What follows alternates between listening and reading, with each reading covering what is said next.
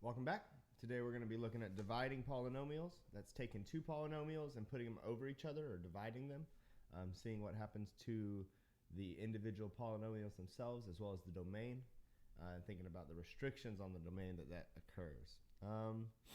We'll be looking at like long division, synthetic division, if you remember those terms from back in the day.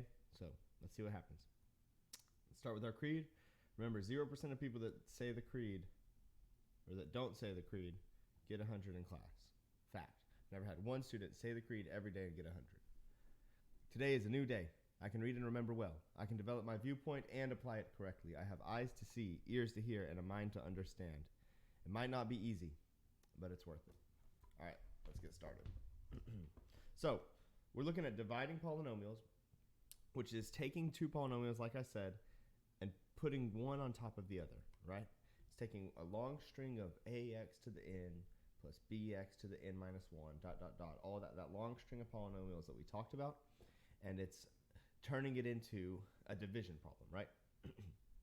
So we're going to look at labeling some things. We're going to look at labeling, and they all kind of make sense. P is your polynomial, right? We call it your dividend here, but it's your polynomial that you start with. Usually it's longer. D is your divisor. It's the thing doing the dividing, right? Q is like whenever you do your long division, it's your quotient. Maybe we could look at that, and actually let's do that real quick. Let's think about some simple division from like the third grade when you did, I don't know, 2 divided by 17, right? And you probably did something like, well, 2 goes into 17, or 2 times what equals 17? 8 times, right? And then you wrote 16, and then you wrote a minus sign. All of these things are going to come back in. And then you wrote a 1, and that was your remainder, right? So if we circle these in the right colors that we just did, there's your polynomial, there's your divisor, there's your quotient, and last but not least, you have a remainder, which is that r, right? That's that 1 right there. So if we look at that, that's kind of maybe going to help us move forward as we start dividing these polynomials that look a little messier, just a little bit. All right, so let's hop into it. Let's set this up just like we would set up normal division from back in like the third grade when you learned it for the first time. And we're going to write the smaller, the dividend on the outside, and the bigger, or the divisor, on the inside. Because we're dividing the divisor by some dividend, right? All right. I want to make a note right here as I write this thing that as I write this polynomial, I want to look at the exponents. And I want to ask myself, are those exponents in order or in decreasing order by 1? Did I skip? And the real question is, did I skip any? So there's a 2, there's technically a 1 right there, right? And there's technically a 0 right there if you throw in an x to the 0, because x to the 0 is 1. And so 12 times 1 is just 1, right? So you're allowed to think of it in that way. So did I skip any? Nope, I'm good to go. You'll see what happens when we skip some in a second. All right, so then I ask myself, what times x gives me 6x? Some people say, how many times does x go into 6x? And that's okay, but it doesn't really, like, there was never a goes into class in elementary school, right? You never learned, hey, today we're going to be learning about going into, like, we learned about multiplication, so we can say what multiplies by x to give me 6x. Ooh, and that should actually be squared. So let's look at this and say, if you can just look at it and know, awesome. If not, and we're going to do the distribution, that's okay too. Probably something like 6x, right? So over on the right, way over here, I'm going to zoom in. I'm going to write 6x times, what was our thing? X minus 2? X minus 4. 6x times x minus 4, close parentheses, and then I'm going to do my distribution, right? And I'm probably going to get 6x squared minus 24x. Well, let's see if that works out for us. So I'm going to take that 6x squared minus 24x, and I'm going to write it right underneath like I normally would. And then what did we do in that example up above? We added a minus sign, right? We added a negation to the whole thing. And that's kind of like subtracting each individual term, right? So what you can do, I've seen a lot of people write it a lot of different ways. You can think of it as just flipping all the signs. I think of it as distributing the negative, right? And then I get rid of it once I've distributed. Sometimes I'll do this, though, so I remember I've gotten rid of it. Okay, now we just ask ourselves, well, what is 6x squared minus 6x squared? 0? Good. It went away. If it doesn't go away, we probably picked the wrong thing and we need to go back and try again. Negative 26 and positive 24 gives us a negative 2x. And then we just drop down that last term and we're left with negative 2x plus 12. And then guess what we get to do with this green line? We just get to do the same thing again. So what times x goes into negative 2x? We've got negative 2, probably. Let's go check. Negative 2 times x minus 4. Do your distribution. You get negative 2x plus 4. We write it right underneath. Ooh, that doesn't look like they cancel, right? But then you got to add it, right? You got to add your parentheses and your negative sign. You're subtracting that whole term. So you scratch this out and distribute it. Scratch this out, negative. And now we've got what's negative 2x and positive 2x is 0. Check. Good. We're good to go. And 12 and 4 gives me 8. That is my, oh, there's a plus sign. That 8 is my remainder. So this said write it in both forms. Let's go ahead and write it in both forms that we see up above. If you want to go and look at those colors that I did, we're going to write the quotient first. I want to make sure I got the right color. The quotient first. Add the remainder over, I'll write it better, over the divisor. And that is one form. And if you don't like that form, if you want to write it, this is the same thing as the quotient and the divisor being multiplied, right? So x minus 4 times 6x minus 2 plus the remainder, which is 8. Those two things are the exact same thing, and both of them are just a rewriting of the polynomial. It's important to think about it in this way. We didn't change anything. We rewrote it, right? It's important to think about that. We divided those two terms and we weren't like changing stuff. We're rewriting that equation that was given to us. All right? Cool, cool, cool.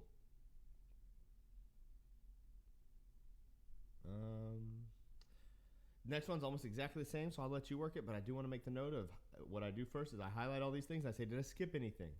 4, oh, looks like there's a 3 missing. So I'm going to write plus 0x to the third. Did I skip anything else?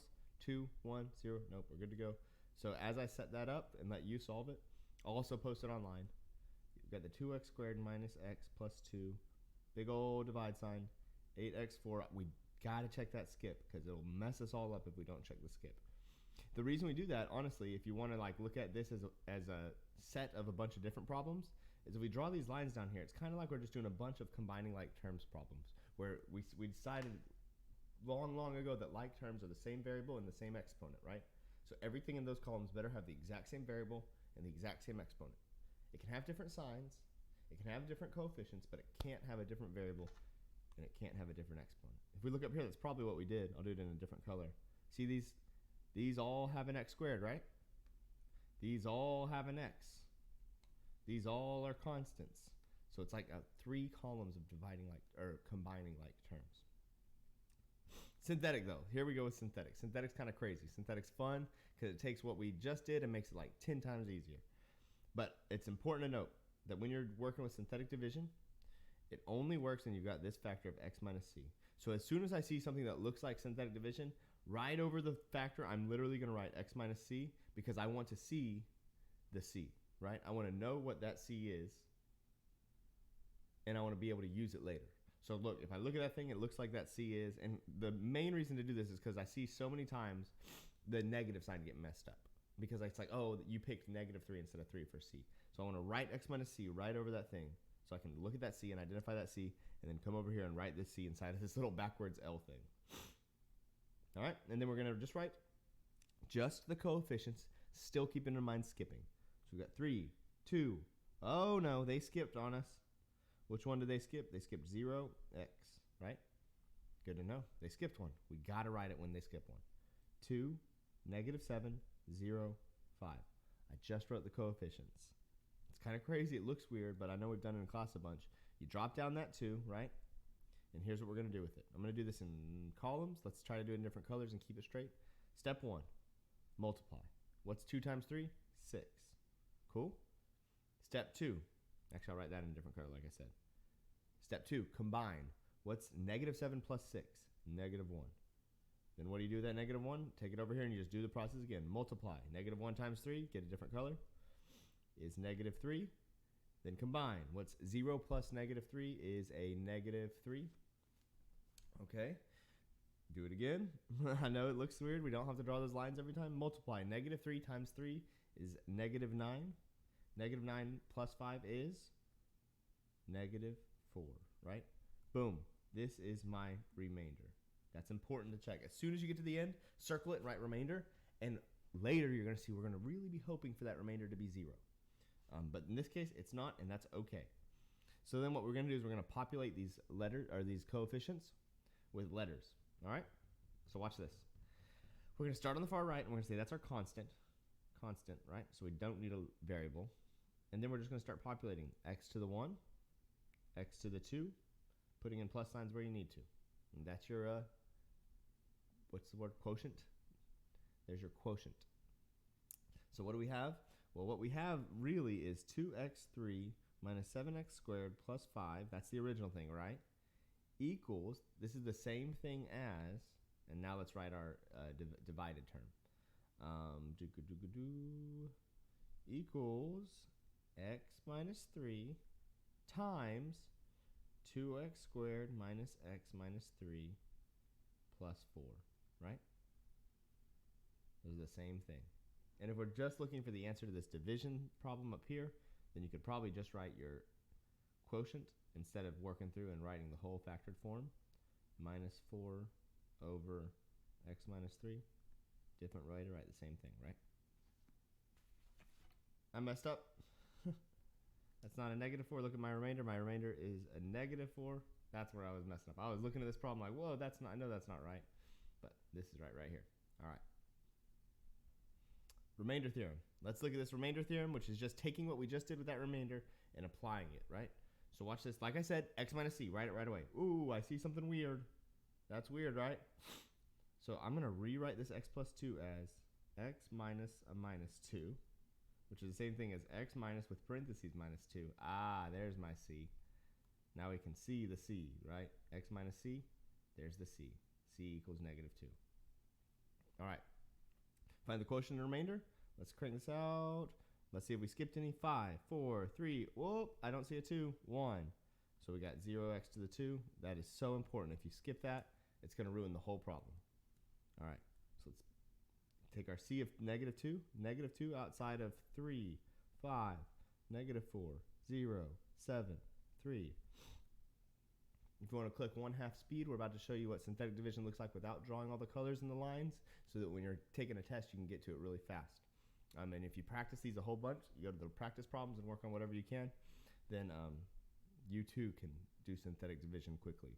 Negative 6, negative 1, 2, negative 2, 4, 4, negative 8, negative 1, 2, 5. Boom. See? And then we're going to populate it with an x. No. Populate it, circle it, call it your remainder. X squared plus, x cubed, x to the 4th minus. All right. So there we go. That's the quotient. There's the remainder, right? Quotient green, box it. Remainder red, I already labeled it. All right. And then, so what this remainder theorem thing is saying, hey, if you've got something, and I think this is a typo, I'll fix it on the notes where that's supposed to be c. If you got some x minus c, which our c was negative 2, then guess what? Your polynomial of negative 2 is equal to your remainder. 5. Boom, boom, boom, boom. Look at that. If you don't trust it, you know what you can do? You can go and look for p of negative 2 by doing what with it? Plugging it in, and I'll let you do that work because that is a lot of exponents and plugging in. But if you don't trust this rule, go ahead and plug it in and see. See what happens when you plug in negative 2 for all these things. And you know what I bet you end up with? And actually, in fact, I do it in the notes that I post online so you can see that. Guaranteed to end up with a 5. All right, this is where it all comes down to. The whole reason to learn synthetic is for this theorem to get factors.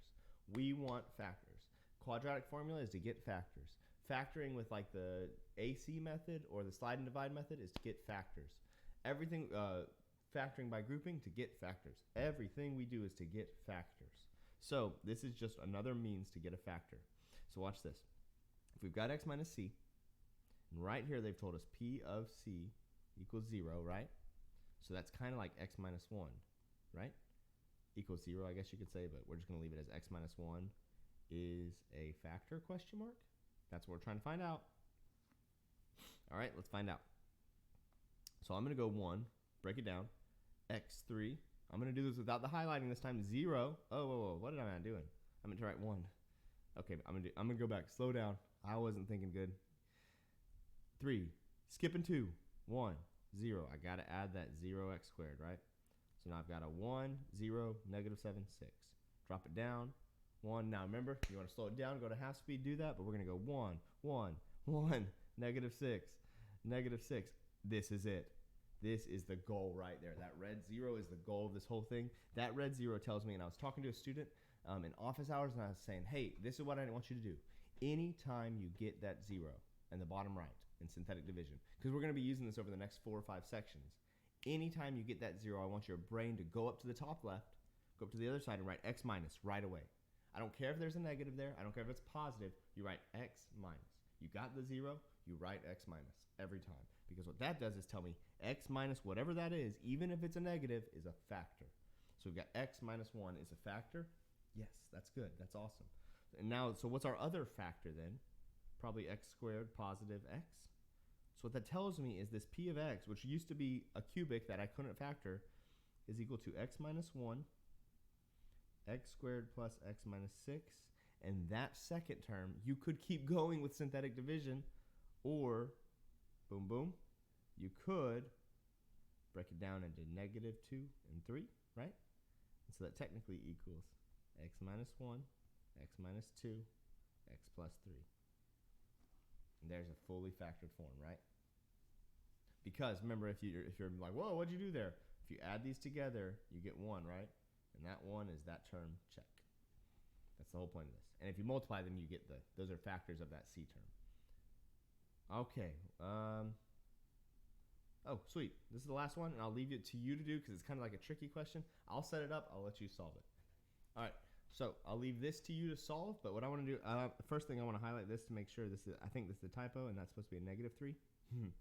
So ignore that 3, and it's a negative 3. So find a polynomial of degree 4 that has zeros. Oh, what's a 0? We've talked about this so many times. It's a rocks, right? It's a root, a 0, an x-intercept, and a solution. So what I'm going to do is I'm just going to use those zeros to write something.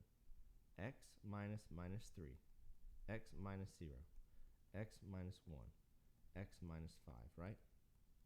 So that's x plus 3, x minus 1, x minus 5. Okay? But here's the problem, is if I multiply all those out, I can see already that my x cubed term isn't going to be negative 6, right? Because I'm just looking at my factors. This is a 15. Yeah, it's not going to be negative 6. So I'm like missing something that makes this possible. So what I'm going to ask you is, does the degree of 4 change if I multiply by some number, call it A, call it B, call it C, call it X, I don't care. Well, don't call it X, we already have an X.